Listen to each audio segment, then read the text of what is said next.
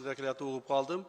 Эльвира Сурабалдиева, урматтуу депутатыбыз да, Эльвира Жыгалбековна. Так, ошол биздин ГКМБнын кызматкерлери коркутуп, үркүтүп, жанагы налог боюнча маселелерди көтөрүп атат деп. Бул боюнча мен бир пояснение берип коеюн, урматтуу депутаттар. Бул маселе мындай. Эльмира Жыргалбекованын өзүнүн, бир туугандарынын карамагында Кудайберген деген базар бар.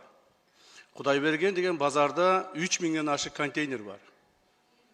Так, ошол контейнерлерден булар, мен эми түшүндүрүп бергенге мажбур болуп атам. Бир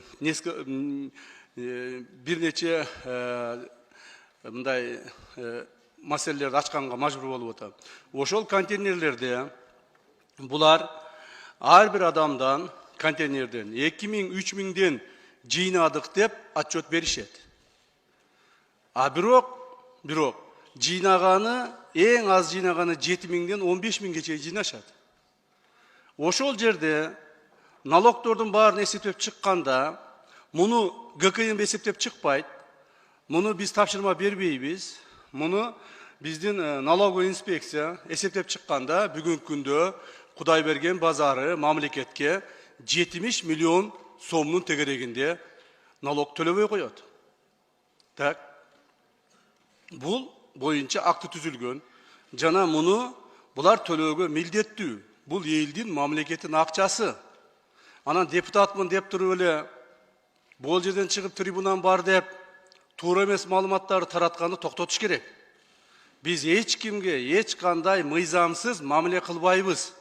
Кылууга акыбыз дагы жок. Анан сырткары дагы бир эки урматтуу биздин депутаттарыбызга иштер бар. Мында алдын ала айтып коеюн. Эртең дагы айтып чыкпагыла. Так. Кээ бирлерине өтө оор кылмыштарга байланыштуу иштер азыр дайындалып, уже экспертизалар чыгып атат. Жакында Ген прокуратура иш козгой турган болсо, ага дагы айтып чыкпагыла. Өтө оор кылмыштарга шектелүү адамдар бар. Араңыздарда отургандар. Ал шектелүүнү биз териштирип чыгышыбыз керек. Ал боюнча бизге керектүү адамдар өздөрүнүн арыздарын берди. Биздин милдетибиз.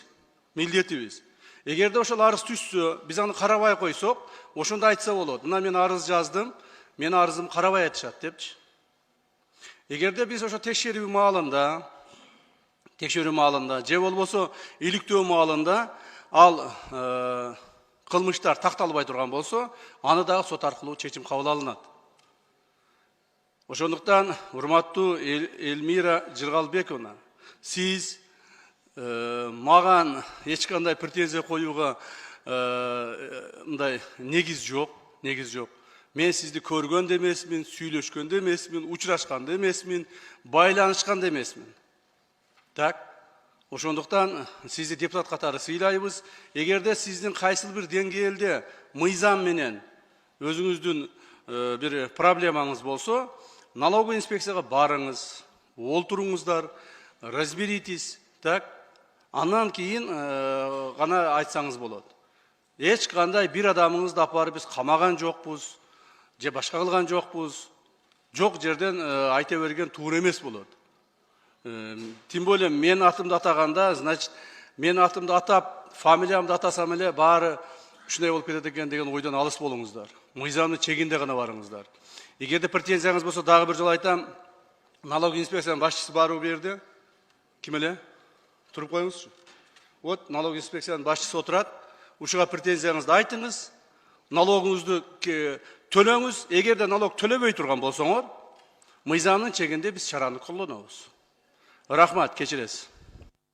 Рахмат, 5-чи микрофон. Рахмат. Урматтуу салык кызматынын жетекчиси. Микрофонду аласыздарбы? Кудайберген базарында, жайында 2,5 ай текшерүү жүрдү, туурабы?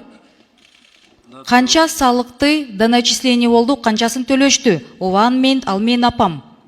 Маркум Жыргалбек Сурабалдиевдин жубайы. Мурдакы эми ана вдова сейчас. Сколько доначислили? В порядке 2 миллионов. Прошло сколько месяцев с того периода проверки? Сентября. 2 месяца. Bir ay. Bir ay. Bir ay өттү. Bir ayda сизди адашты деп сизди ГКМБ текшердиби? Жоопкерчиликке тартылдыбы бирөө? Салык кызматынан Жоқ. тартылган жок. Сиз адаштыңызбы? Же Камчы Кыдыршаевичтин бир тууган иниси биякта турат. Элвира, сен Кемпир-Абадка каршы бербедиңби? Өзүңдөн көр деген сөздү мен кандай түшүнөйүн анда? Биякта азыр иниси айтат, причем тут я деп. А причем тут мои родственники тогда? Кечөө мага мына Кудайдын куттуу күнүндө, менин туулган күнүмдө мына досу отурат жанымда. Кабинетине чакырып алышып, гүл берип, торт берип, туулган күнүңүз менен куттуктап деп, ошактан сураганда мага берген жооптору. Жанында отурган кишисинен мына бир тууган иниси. Бул эмне дегендик десем, эми сиз каршы бербедиңизби дейт. Эльвира Анан менин тиешем жок деп ошентип жооп берет. Жок, салык кызматы сиз биз экөөбүз түшүндүк бирибизди. Бизде, урматтуу төрага, бизде канча президент бар мамлекетибизде?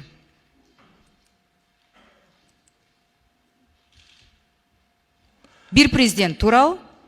А у меня такое ощущение, что у нас 2 президента. Причем второй негласный президент. Каалагандай калчап, каалаганын коркутуп, каалагандай кылып атат да. Алыңар аял кишиге күнүңөр түшүп калгандай болуп, алыңар мага эле жетип калса, Камчы Кыдыршаевич, сиздин да аялыңыз бар, сиздин да кыздарыңыз бар. Мени 17 жыл мурда менин апамды Бакиевтер чырылдатып, күндүз атамды атып кеткенде жалдыратып коюшкан. Ошондо 40 күн келип мени ураткан. 17 жылдан кийин тарых кайталанып жатат. Азыр бияктан деген я тут не при делах, я тут ни при чем деп алдабаңыз. 2 ай мурда салык кызмат эмне келип кетти анда? Азыр 1 айдан кийин өчөшкөндө болуп эмне майдаланып атасыз? Кабинеттен кууп чыктыңыз. УКМКнын биякта ар бирөөсүнө мына биякта отурган депутаттар сүйлөй албай да калышты. Баары айтып атат. Кечээ бүт кыдырып чыктым каршы бергендерди. Менде мамлекеттик кызматта иштеген туугандарым жок экен. Баарын кетирдиңиздер. Кечөө болсо кыргыздын жараны экен, аны вообще кууп салдыңар. Сизге жакпаганын баарын кууп, атып эле салбайсыздарбы? Жакпайт экен айтканыбыз. Айтышпай да калды сиз менен эч ким. Мушташып эле тиги эркек киши болуп деген тиги биякта бирөө сүйлөсө, аны да кабинеттин эртеси күнү. Это мелочность. Я настолько вас разочарована, я была совсем другого мнения. Но меня больше пугает то, что... Рахмат. Урматтуу депутаттар, мен бир нерсени айтып коеюн. Жеке маселени, ушул жеке өзүңөрдүн маселеңерди ушул жерде разборка кылбасаңыздар. Давай биз негизги ишти аткарайлы. А то ар ким чыгып алып эле өзүңөрдүн маселеңерди айта бересиңер бул жерде. Анан чоң немеге айланып кетип атат. Айтылды, делди, эми кайым айтышып бу жерде отурбайлы да, биз иштейли да, урматтуу депутаттар. 1 секунд мен айтып коеюнчу, уруксат берсеңиз. 1 секунд айтып коеюн, мага жооп берүүгө. Урматтуу Элвира Жыргалбековна, дагы бир жолу айтайын сизге. Сизди мен көргөн да жокмун, сүйлөшкөн да жокмун, уккан да жокмун, билген да жокмун, эч кандай сиз менен байланышым жок. Бул бир. Ким менен байланышыңыз болсо ошого таарынам. Так, эч кандай мамлекетте канча президент бар экенин билбесеңиз, анда уят эмеспи сизге. Андан сырткары майдаланып мен эч нерсе кылган жерим жок. Кечеки жараныңыздын, сиздин жараныбыз деп ататкан адамдын чыгарылышын ага дагы эми сөз бересизби, бербейсизби же тартиптүүрөөк болбойсузбу? Сизди угуп турдум го. Тартиптүүрөөк болуп туруңуз, пожалуйста. Так. Анан каяктагы эле жок нерселерге менин атымды жабыштырып айта бербең да. Кечеки соттун чечимин, сот чечим чыгарды. Ички иштер министрлиги расследование жүргүздү, прокуратура аны утвердить этти. Причем тут я? Еще раз говорю, ну естественно, это не я, не наше ведомство. Суд принял решение и выдворили. И что я должен? Я даже об этом не знал. Понимаете ли? Я бегаю по командировкам, работаю, уже 2 дня встречаю коллег. Я даже не знал о том, что его выдворили. Только ночью, когда домой приехал, после этого узнал. Во-вторых, вы ознакомьтесь, почему его как бы выдворили.